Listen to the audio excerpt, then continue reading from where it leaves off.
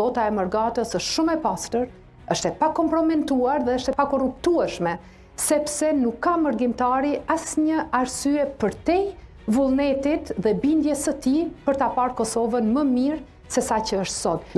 Procesi i votimit në ambasada dhe konsulata ka qenë fantastik dhe për këtë i falenderoj jashtëzakonisht shumë të gjithë shefat e misioneve, por edhe KQZ-n që një koordinim shumë të mirë me misionet tona kanë arrit të sigurojnë integritetin e votës. Dilemat që kanë qenë për votat e shkurtit nuk kanë pasur të bëjnë me votimin në ambasada dhe konsulata.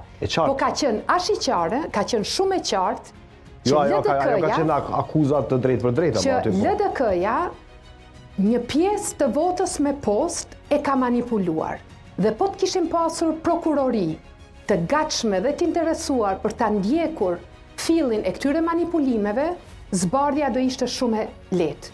Ne jemi ankuar, mirë po nuk kemi gjetë në institucionet e drejtësisë partner të cilët kanë qenë të interesuar që ta ndjekin fillin e këtij manipulimi, i cili teknikisht është shumë lehtë i zbulueshëm. Pra, vjedhje të votave me post ka pasur nga ana e Lidhjes Demokratike të Kosovës, edhe këtë e ka thënë, kemi thënë jo vetëm ne, por ju e keni parë, kanë qenë diskutime dhe biseda në mesin e tyre. Burimi i keqpërdorimit të votave me post të shkurtit ka qenë Kosovë.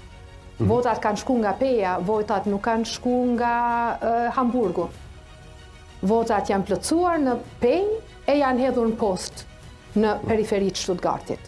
Kështu që po të ketë edhe njërë po e them, po të ketë interesim të organeve të drejtësisë, teknikisht lehtë është e vërtetueshme se si ka ardhur deri tek manipulimi atyre votave.